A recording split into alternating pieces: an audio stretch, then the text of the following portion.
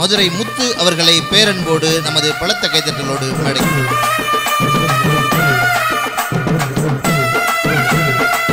ஆசியாவிலேயே பெரிய தேர் கொண்ட பெருமை மிகுந்த ஊர். தன் கன்றுக்கு இப்படி ஆயிற்றே அப்படி சொல்லி மனுநீதி சோழனிடம் வந்து முறையிட்ட போது தன் மகனவே பலி கொடுத்த நீதி தவறாத ஒரு ஊர் நம்முடைய திருவாரூர் அப்படின்றது இன்னும் கூடுதல் சந்தோஷம். ரொம்ப நாள் கழித்து இந்த ஆண்டின் தொடக்கத்தில் எனக்கு ஒரு அழகான ஒரு மேடை கிடைச்சிருக்கிறதுல ரொம்ப பெருமை கொள்கிறேன். அதற்கான அதிகாரிகளுக்கெல்லாம் நன்றி சொல்லிக்கிறேன். அன்புக்கோர் புத்தர், அறிவுக்கோர் வள்ளுவோர், பண்புக்கோர் திருவிக்கா, பகுத்தோருக்கோர் பெரியார் என்று சொல்லி இந்த தமிழும் தமிழர்கள் வாழ்வதற்கு பேர் உயர்ந்த நினைவு கூர்ந்து உலகத்தில் உள்ள 6800க்கும் மேற்பட்ட மொழிகளில் ஒரு மொழி ஐநா சபை, அமெரிக்க ஐநா சபை அந்த நுழைவாயில் ஒரு வாசகம் எழுதணும். யாரையும் காயப்படுத்தாத ரொம்ப புனிதமான அழகான வார்த்தையாக இருக்கணும்.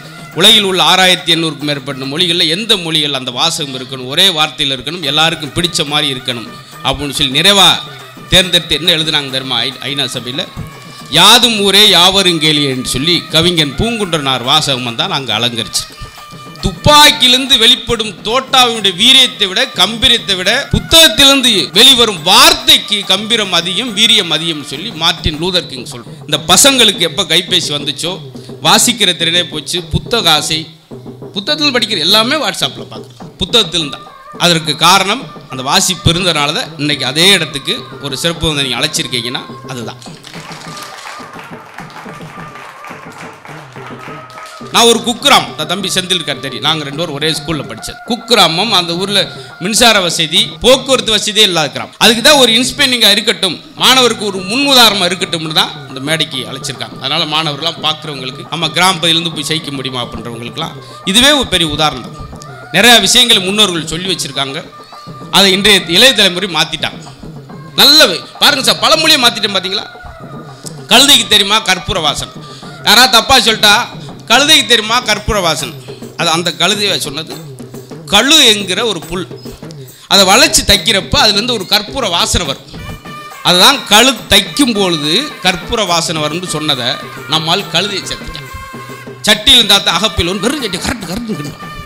அது என்னன்னா, கல்யாணம் ஆன பெண்கள் முருகனுடைய கந்த சஷ்டி கவசத்தை சொல்லிக்கிட்டே இருக்கும்போது கற்பப்பையில் குழந்தை வரும், சஷ்டியில் இருந்தால் அகப்பையில் குழந்தை வரும் சொன்னது.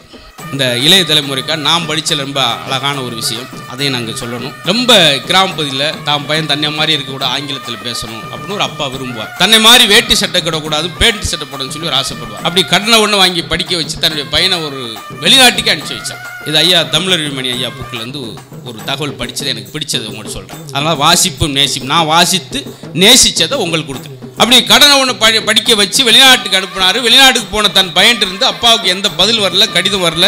இவர் கிராமத்திலிருந்து ஒரு கடிதம் எழுதுறார். மகனே, நீ வீட்டில் பிறந்த போது வீட்டில் நான் ஒரு தென்னை வைத்தேன். தென்னை நான் ஊற்றிய தண்ணீரில் வளர்ந்தது, நீ என்னுடைய வியர்வில் வளர்ந்தாய். எங்கோ இருந்து ஈட்டுகிற பணமும் புகழும் உனக்கு மகிழ்ச்சியை தருகிறது. நான் இங்கு வைத்த தென்னை எனக்கு நல்ல நிழலையும் இளநீரையும் தருகிறது. என்றாவது ஒரு நாள் இமெயில் மூழ்கி இருக்கும்போது என் உடம்பில் ஈமுயத்தை செய்து வந்து சேர். எனது இறுதி ஊர்வலத்தை இல்லாவிட்டாலும் பரவாயில்ல, சுடுகாடு வரை என்னை தென்னை ஓலையே தூக்கி செல்லும் முடிப்பார். ஏன் இவ்வளவு விரக்தி எழுதுறாருன்னா, 10 குழந்தையில ஒரு அப்பா அம்மா வளர்க்குறாங்க, அதில் ஒரு குழந்தையாவது அந்த அப்பா அம்மா வளர்க்குதா அப்படின்றதான் கேள்வி.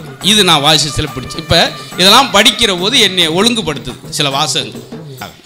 அந்த 2ஐயும் பிள்ளைகள் கொடுக்கலன்ற காத்த அந்த கவிதையை உங்களுக்கு ஆச்சோம். நிறைய வாசிப்பில் நகைச்சுவை பார்த்தா சிரிக்க முடியல. இப்போல்லாம் கைக்கூ கவிதை ஜப்பானிய மொழியில் வந்தது. நம்ம ஊரில் அதுக்கு முன்னாடியே கைக்கூ எழுதினதான் நம்முடைய திருவள்ளுவர் அவர்கள். எவ்வளோ பிரமாதம், 7 அடியில் ஒரு ஆளாம் சொன்னார், என் சம்சாரமும் திருவள்ளுவர் ஒன்று இல்லையா, 7 அடியில் ஒரு விஷயத்தை புரிய வச்சார்.